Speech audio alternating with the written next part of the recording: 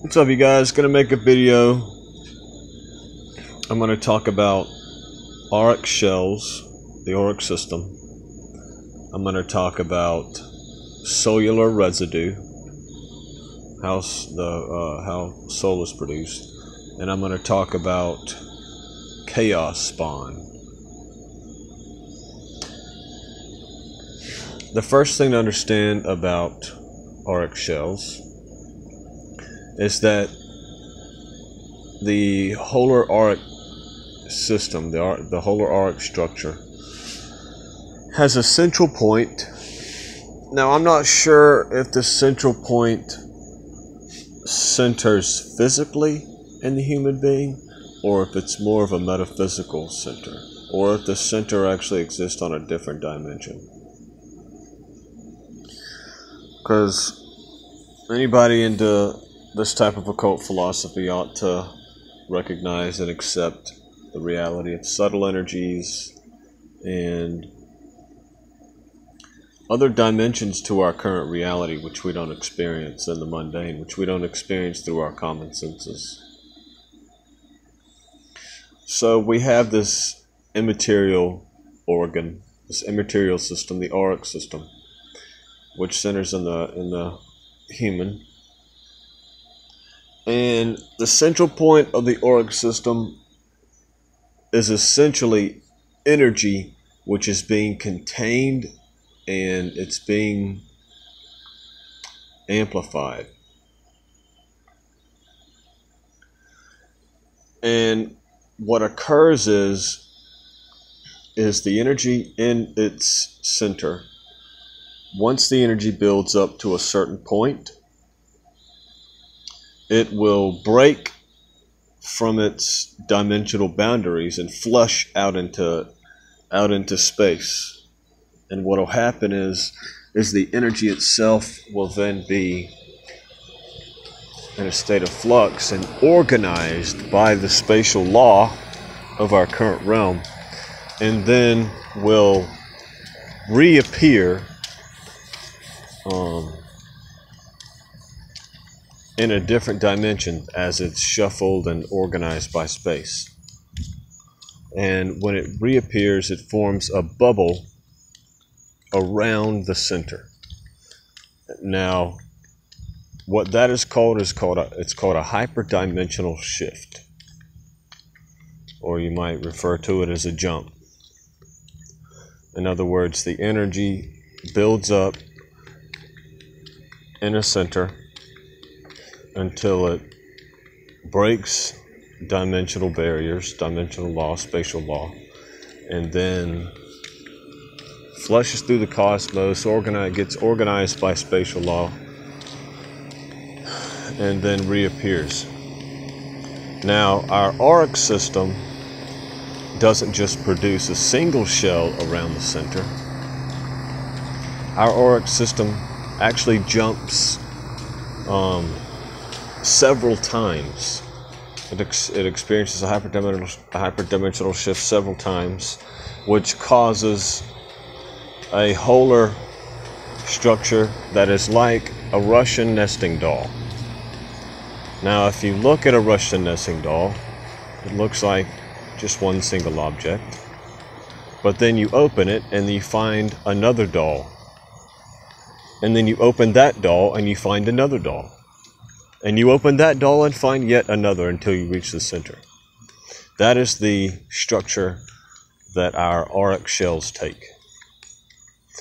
The outer shell being the utmost reaches of our energy, which is expanded out. And there are gaps in between the Auric shells, as the energy itself has, like I said before, experienced a hyperdimensional shift. It jumps through dimensions.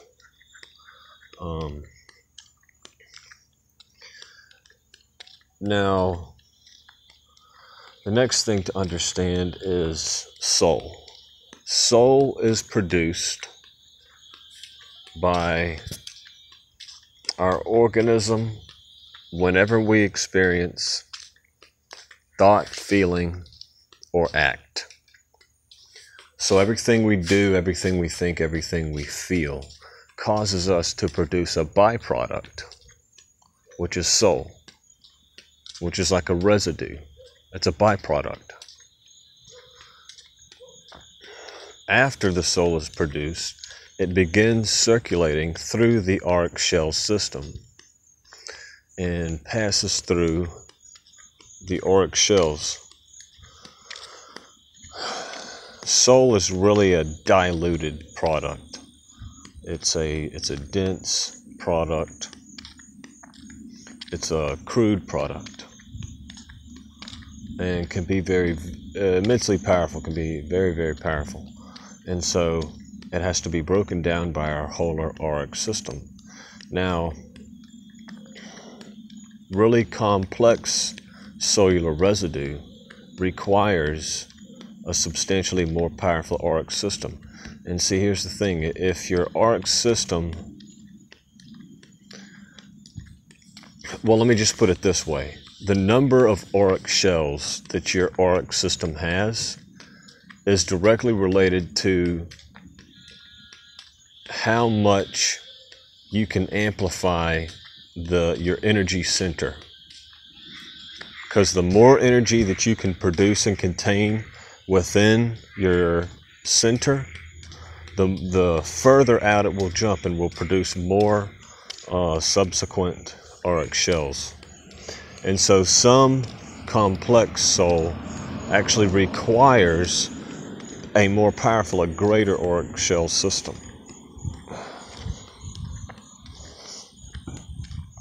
Now, sometimes our Auric shell system is inadequate to process soul, and so our soul remains with us throughout our whole life, floating around us and affecting us. And this can cause what's called chaos spawn to manifest.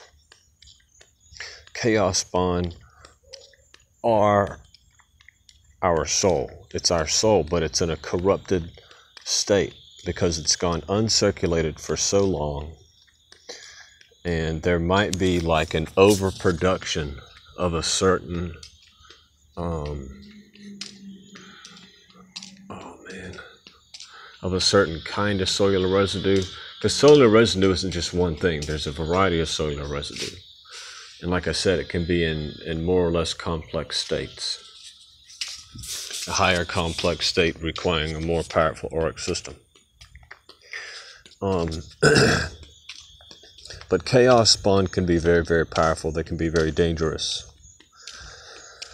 Sometimes solar residue, after it's corrupted and becomes a chaos spawn can actually jump out of your Auric shell system and float around. But because it acts like something magnetic, but across a multipolar magnetic array, it's always going to be drawn to your center. And this can cause some serious phenomenon. Chaos spawn can cause some extremely serious phenomenon to occur, including visual apparitions, auditory hallucinations, sensations of physical contact. They can appear as beings. If we don't have knowledge in ourselves and we don't have control over our imagination, when we behold chaos spawn, part of our organism might personify that solar residue, which will cause the chaos spawn to visually appear as some creature, some deformed creature from hell, or some wild demon. But the key thing to understand is that state of chaos spawn is nothing but personified solar residue. And because the solar residue is drawn to return to your center, some people can experience being assailed. They can experience very oppressive forces dealing with chaos spawn, even sensations of being physically attacked. can generate symptoms like possession.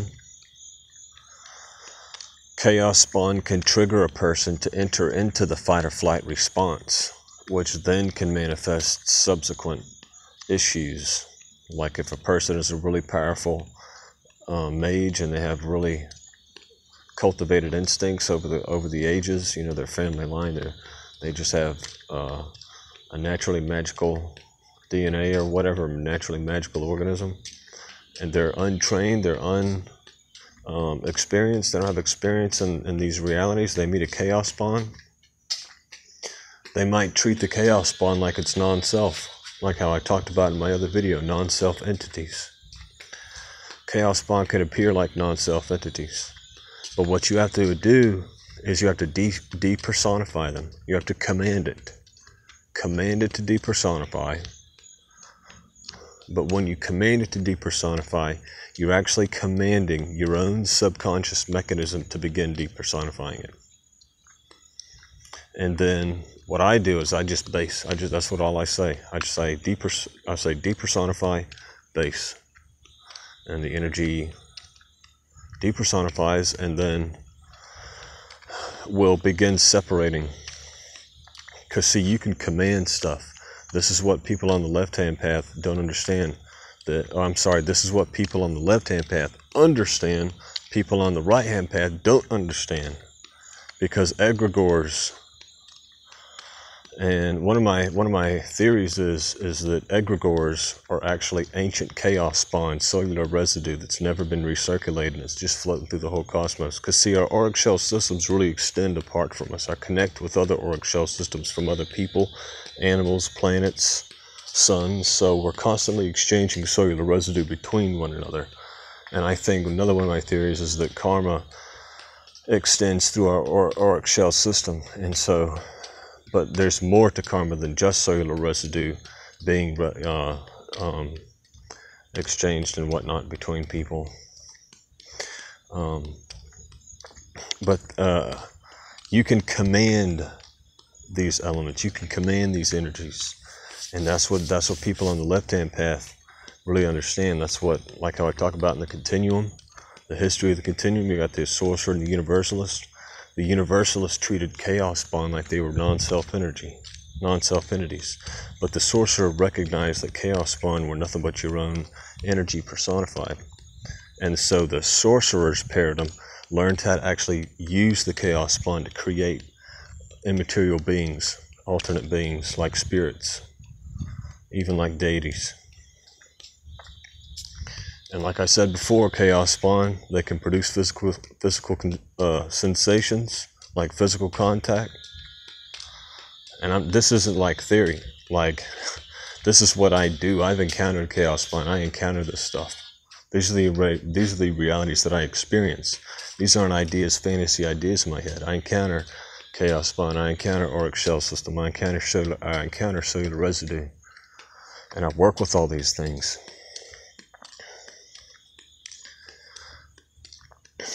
And I need to make another video, but there's a particular being that I interact with. He's called the priest. But I'm going to have to make a video and talk about the priest. But he's one of the beings that interacts with me, and he's helped me understand a lot of these things. He teaches me things. I just sit and I just listen to the priest speak. And sometimes he'll show me things and open my vision up. And the Auric shell system is one of the things that he revealed to me. But I had experience with the Auric shell system. I had encountered it in my personal experiences. And so the priest began to help me to understand it further. But anyway, going to go ahead and close this out.